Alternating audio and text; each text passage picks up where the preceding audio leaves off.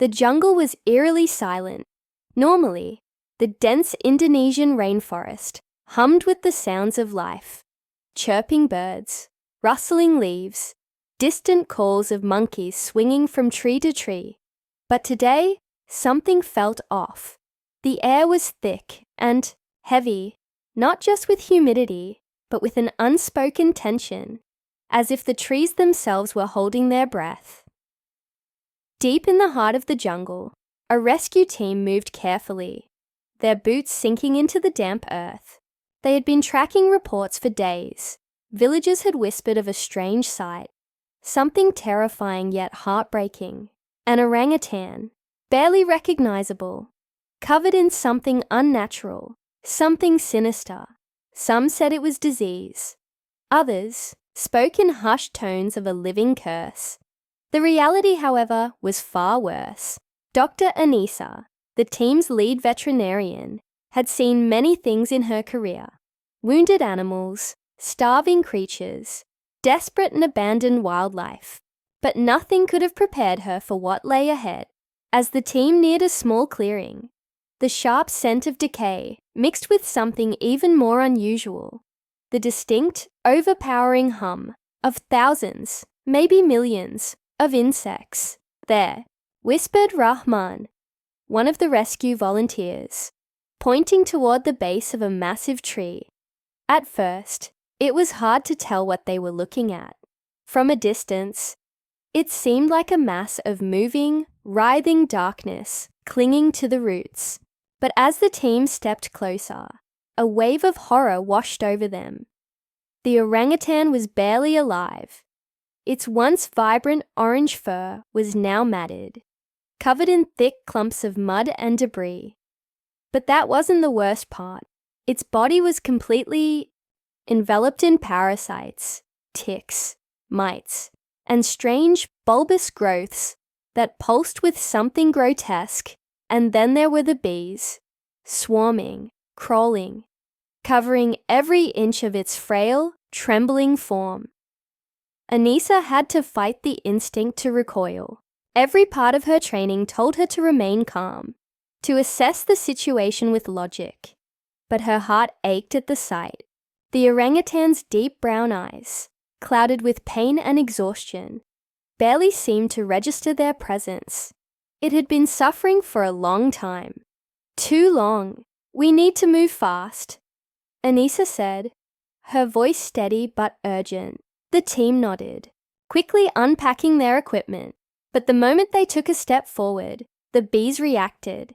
As if sensing danger, the swarm thickened, the buzzing turning into an angry roar. One wrong move, and this rescue could turn into a disaster.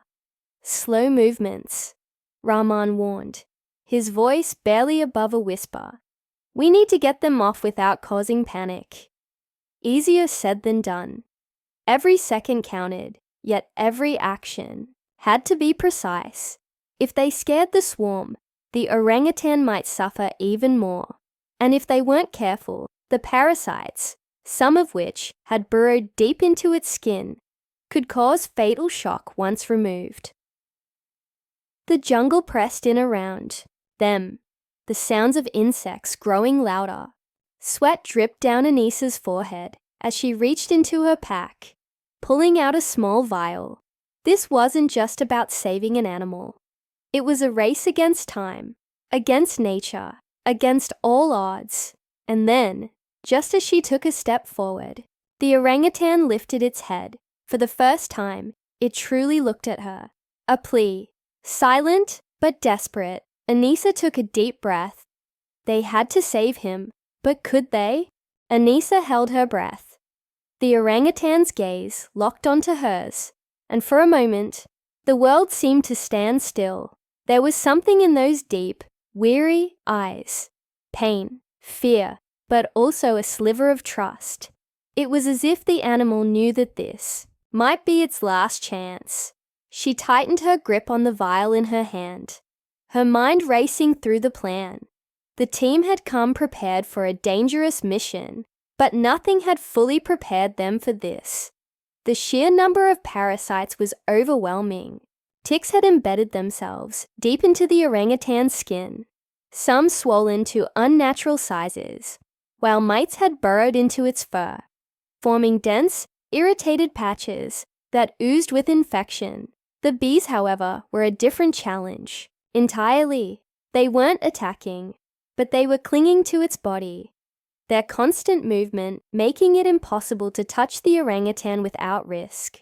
"We need smoke," Rahman murmured, his eyes darting around the jungle floor. "That'll calm them." Anissa nodded. Smoke would make the bees drowsy, give them a chance to move the swarm without aggression. But that wasn't the only problem.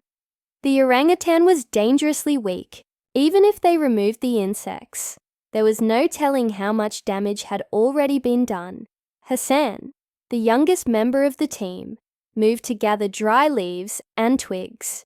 His hands quick and steady. He had grown up in these forests, learning, from his grandfather, how to handle wildlife with care. Within minutes, he had a small pile ready. With a flick of his lighter, the leaves caught flame, sending up thick plumes of white smoke.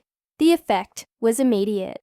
The bees reacted, their buzzing shifting in pitch as they began to disperse, retreating further into the jungle. Slowly, carefully, Anissa and Rahman stepped forward. The orangutan shuddered, but didn't resist. It was too weak to fight. As the smoke continued to work, Anissa knelt beside the orangutan, her fingers hovering over its frail body. "We need to check for wounds," she whispered, "and we need to sedate him before removing the parasites." Rahman handed her a syringe filled with a mild sedative, just enough to keep the animal still without risking its fragile state. The needle slid in with barely a reaction. That was how close to death the orangutan was. Minutes passed, the jungle surrounding them tense and quiet, and then, slowly, the orangutan broke through the trees into a small clearing. The sound stopped. Silence. Anissa turned back, scanning the shadows. Nothing moved. Whatever had been following them had disappeared. Or maybe it had just decided they weren't worth the effort. She exhaled, her hands shaking. "Let's go." The rescue truck was waiting at the edge of the forest. Relief flooded through her as they finally placed the orangutan inside, securing him for the journey ahead. He was still breathing, still holding on. The ride back was rough. The bumpy roads made the truck rattle, and Anissa kept her eyes on the orangutan the entire time, watching for any signs of distress. Every breath he took was shallow, but steady. When they finally reached the Wildlife Rehabilitation Center, the medical team was already waiting. They rushed the orangutan into a clean, quiet space, immediately hooking him up to fluids. For the next few hours, it was a fight.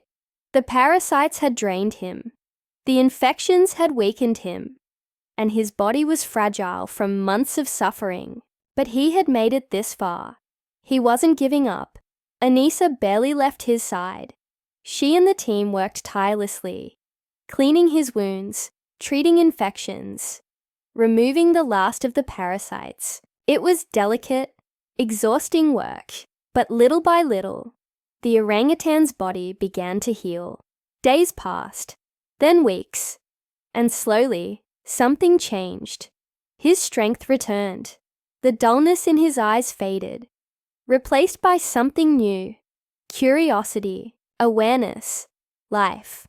The first time he reached for a piece of fruit on his own, Anissa felt tears sting her eyes.